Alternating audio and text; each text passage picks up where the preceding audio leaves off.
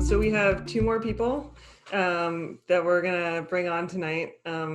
This next person is a surprise guest, but also someone you may remember from a previous Solidarity series.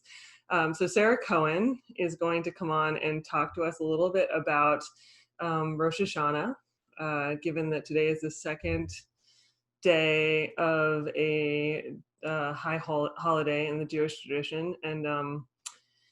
And Sarah is working with us at SoundMind Center. She is a internal medicine physician and clinical herbalist, and practices integrative medicine, and has some incredible views about many different things. And so we keep having her back, and she's telling us about different aspects of life and healing. So I am going to invite her on right now. You're muted. Oh, hey. Yes, I can hear you. How are you doing? I'm doing well. Shana Tova. Shana Tova. I love that you're like wearing a sweater in your like magical mystical forest back there. Right? I love it. So yeah, I'm excited because being Solidarity series, we're trying to be in solidarity with many different areas of like society, and paying attention to how different things intersect with I guess marginalized status. And I feel like not saying something about Rosh Hashana, given that it's the second day of Rosh Hashana, would be amiss. So I would love to talk to you a little bit about how Rosh Hashana may intersect with this concept of solidarity, and like, what do people do when they're in this holiday? Like, what can we be doing? Yeah, well, first of all, thank you. I really appreciate this opportunity to reflect on this. And as always, your questions are so intriguing, and it's just been a great exercise to even think about the intersection of Rosh Hashana and solidarity, and just like an educational opportunity for me. So thanks. So we could first start with just a simple kind of introduction. Rosh Hashana is, in the Jewish tradition, it's the new year, and it of course has deep significance in that it's essentially the birthday of the creation of the universe from the void. And so and I'm actually finding a lot of richness in that concept this year, in that contained within the darkness there is a new beginning. Mm-hmm. And that all of creation came from a dark and chaotic void. I think that concept is kind of relatable, maybe for many of us right now. Is the pandemic the dark void? Yes, the pandemic is the dark void, and like all of the political unrest in this country, and just a lot coming to the surface right now, and so yeah, I think that maybe coming to the surface is the beginning of creating something new, actually. Maybe emerging from the darkness a little bit.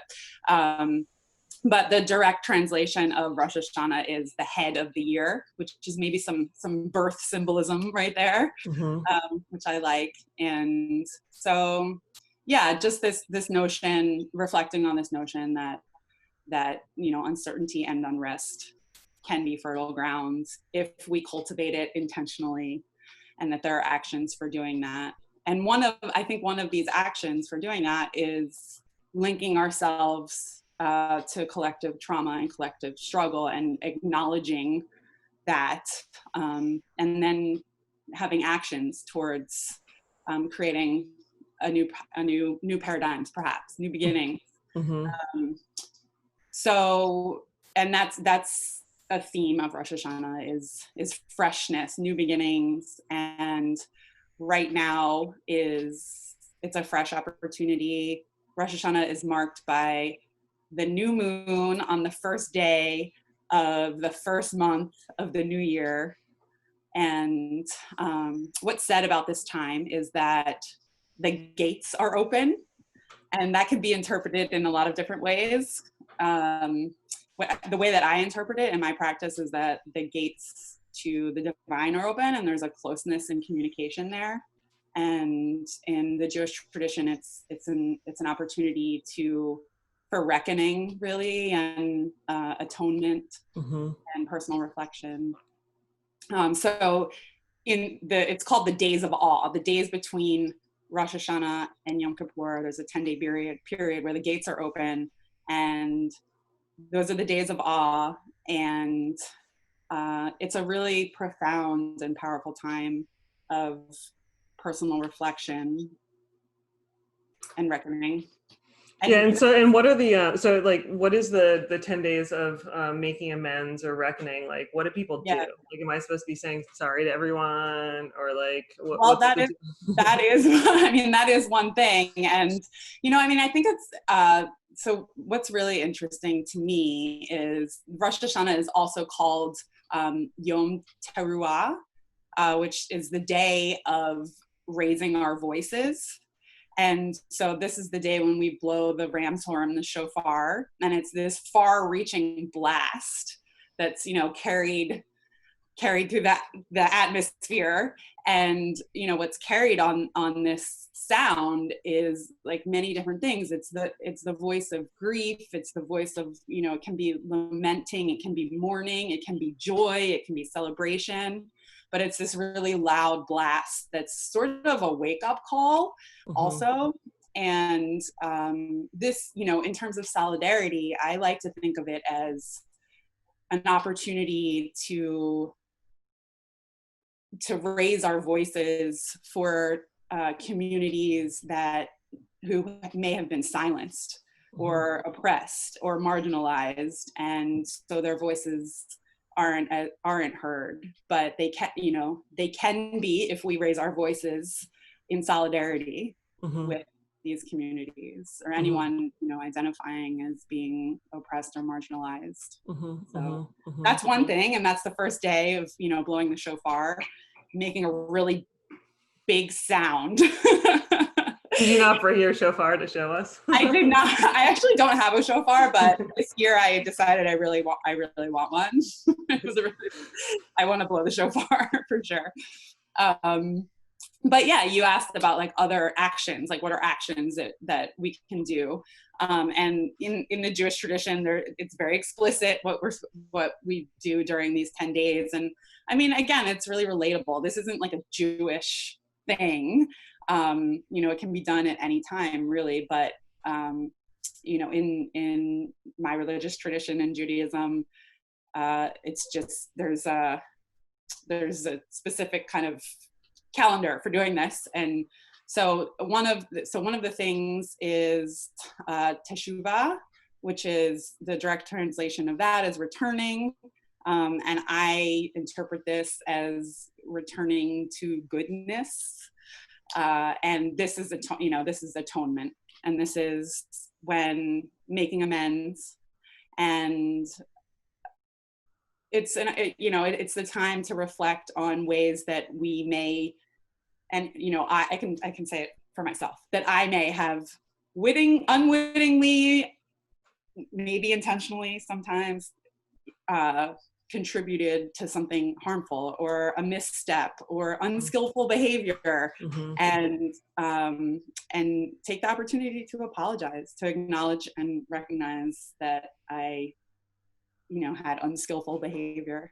And then there's also a component to it of it's like not all harm is caused intentionally, so just checking in and thinking, how may I be unintentionally contributing to structural oppression, and how can I make reparations for that? So that's one way. And one way to actually make reparations is tzedakah, and that word translates to righteousness, or like right behavior. And it's this concept of sort of a moral obligation to contribute, and it specifically refers to financial contributions. And so this is, this is a good time, since the gates are open. It's a good time to make contributions to communities who have been marginalized and have to work harder to be seen or to succeed. And you can, I can give them money. And you had asked me about when we were communicating about this prior to right now, you had mentioned just like, recognizing privilege as a piece of this. And yeah, I mean, there's a way to just acknowledge that maybe you have more than someone else, and you can give. And it doesn't, it's just a step of reparation. And then, yeah, sorry, go ahead. Did you have another?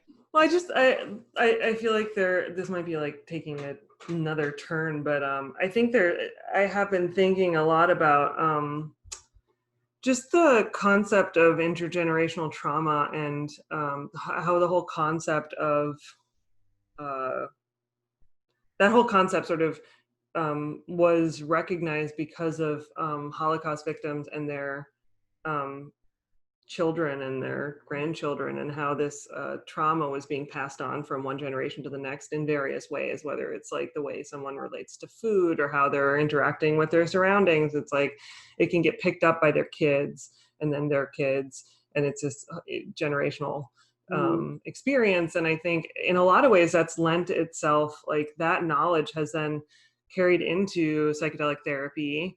I think a lot of those concepts are very central to psychedelic therapy, but it also is helping us understand the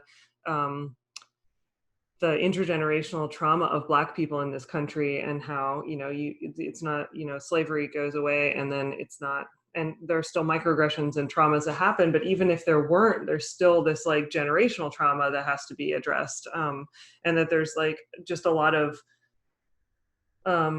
relationships between, the Jewish tradition and the current understanding of psychology and psychedelics, and, what is privilege and where people fall on the privilege spectrum now in different groups, just recognizing that it's not necessarily cut and dry, but that you really have to examine yourself and say, there's certain aspects of myself that aren't privileged, and then there's other ones that are, and not necessarily just latch on to the not privileged ones, like I'm a woman or I'm dyslexic, but I'm also white and I also have like 1 million degrees, and, I have the possibility of earning power even if I choose not to take it.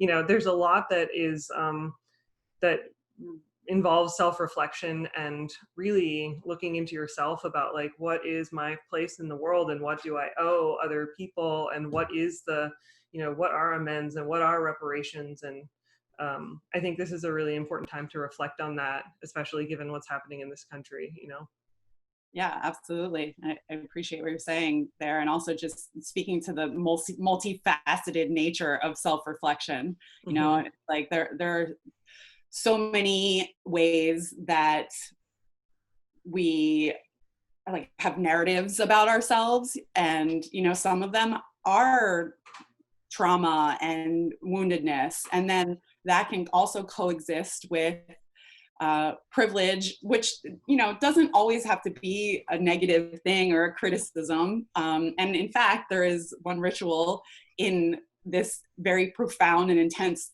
10 days between Rosh Hashana and Yom Kippur, where there is opportunity for gratitude and, the apples in the honey, dipping apples in honey and appreciating what sweetness there is, and having gratitude for the ways that life is good. So there's that too. And then that is coupled with all the ways that reparations need to be made, amends need to be made. There is profound mourning.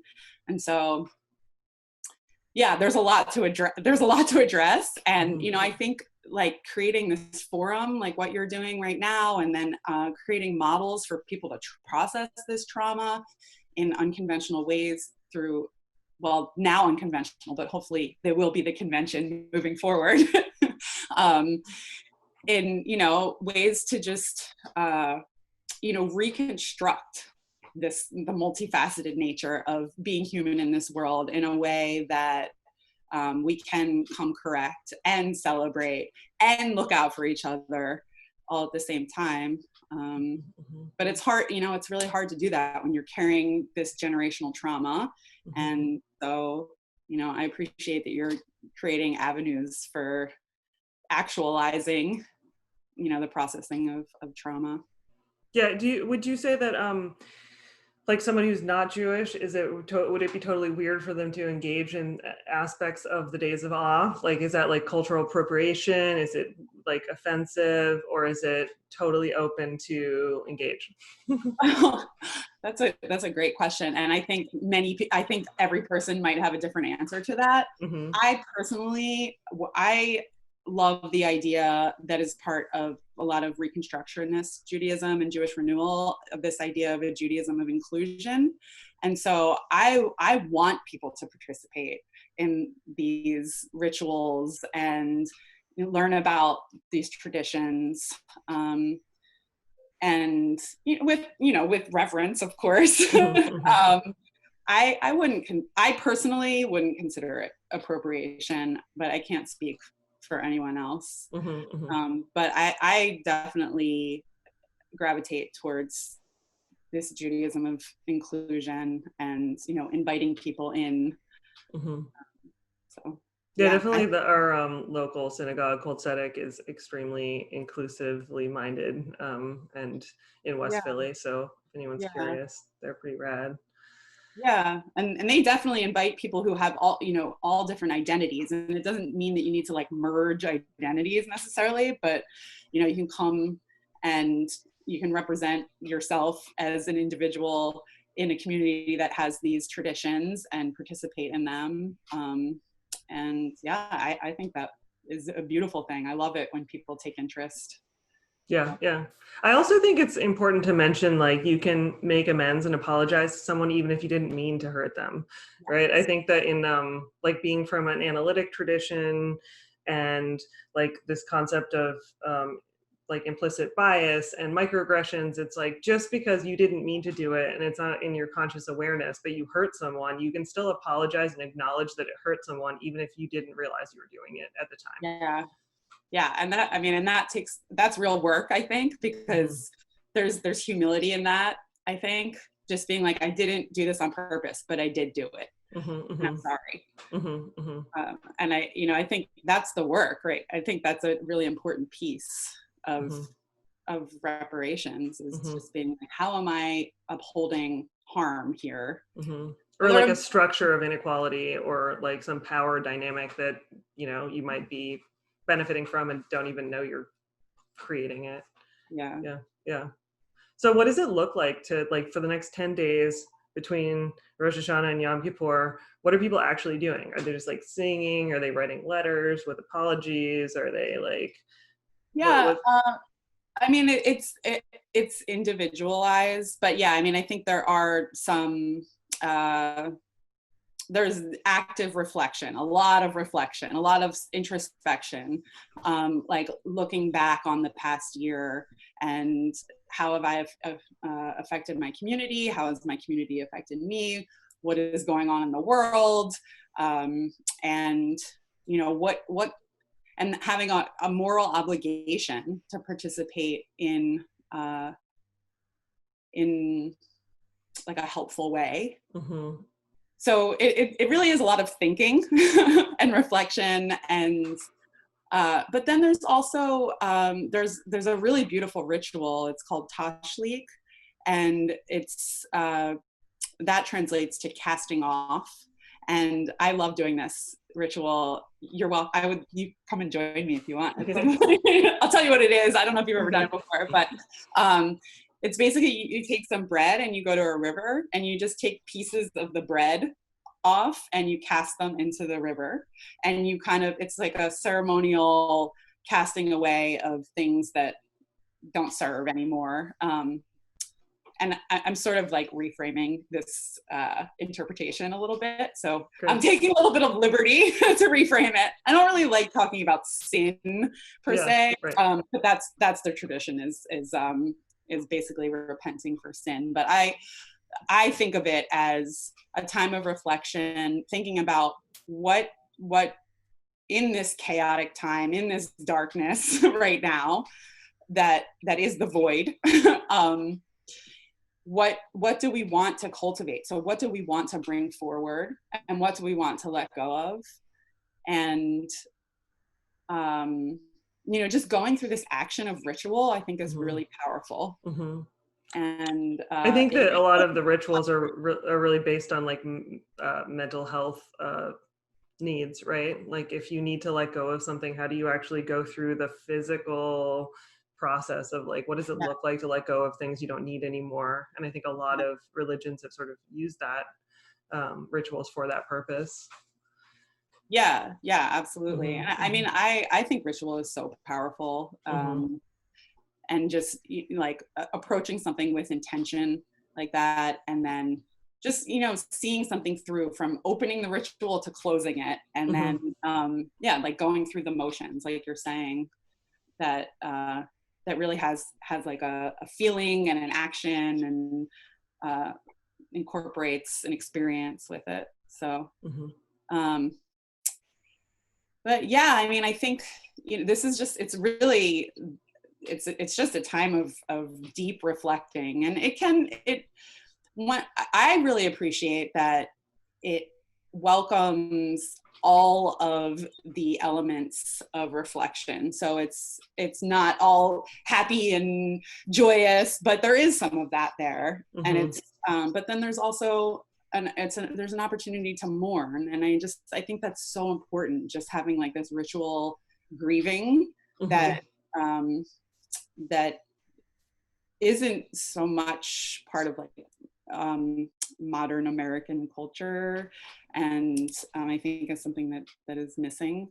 So I really appreciate the opportunity to go through the motions of acknowledging all of the facets of this human condition. It's a condition. This year is a condition. Yeah, also, like in the context of healing trauma, like on a personal level, there is a lot to say for kind of like self-actualization and doing the work on a personal level. But I think that's not all of it. I mean, I don't think that any level of self-actualization will actually do everything that needs to be done on behalf of the collective. So there is this important part of tuning in to what you were just talking about, the generational trauma, the collective trauma, the burden that we're all carrying right now in this last year that has been associated with a lot of change and grief and loss. So and then I mean, that's sort of a theme that I'm really focusing on, is how can we advocate for one another and link into one another and like pray for somebody else, not necessarily just ourselves. And that is a piece of the services too, is the walking up to the Torah to say a prayer on behalf of everyone who might be suffering from a certain ailment or carrying a certain burden. And so it's kind of like praying on and singing on behalf of the collective. It's really beautiful. I agree. Yeah. So I guess it's important also just to think about, like, if you are following these next 10 days, it's like the Rosh Hashana, which is today's the second day. It's like you're sort of going into this like deep reflection, and then Yom Kippur in 10 days is like this big celebration. Like everyone's like atoned, Yeah. but this is like the serious time. We're all being pretty serious, you know. It is pretty serious, and we're really preparing to atone. So like really the beginning of Yom Kippur is actually the time to atone. So this is really the days leading up to Yom Kippur are the time to reflect and kind of prepare your atonement and kind of like create the bundle that is going to be your offering of atoning, of apologizing, of making amends. And then comes the big celebration, right. which is a big, I mean, it's a lot to celebrate, and it's ushering in something new, and it's a lot of time invested in how can we, transform all of the things that we're mourning and grieving into, welcoming this new year that is full of possibility, especially if we devote action towards creating something good. Well, I'm excited for something new. I'm definitely excited for something new, and I'm spending a lot of time thinking about what I want to create, and I'm sitting over here feeling very excited about what you're creating and listening to your conversations today, and just thinking about like how much is possible. There's just like so much on the horizon that's changing.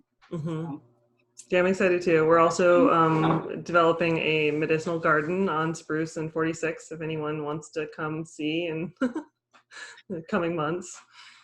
Sarah will teach you about plants. I'll be there learning. Yeah, cool. I'm excited. Do you have any like reading materials if people want to read more, or people that you like to? You mean specifically about Rosh Hashana, or just in general? Well, there's a rabbi by the name of Jill Hammer who is just doing amazing things with making a more relevant Judaism in terms of equity and representing the voice of the feminine, which is unfortunately not represented in the most wonderful ways historically in Judaism, but it's there, and she really just like summons it. And she has a lot of books. She's coming out with a new book soon.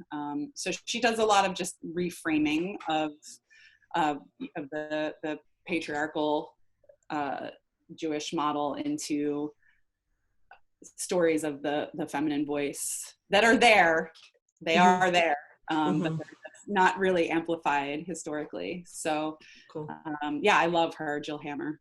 All right, cool. I'm sure we'll see you again, and thank you for sharing everything. I'm really excited to work with you, and Shana Tova. Shana Tova. See you soon, Hannah. See you soon. Thank you.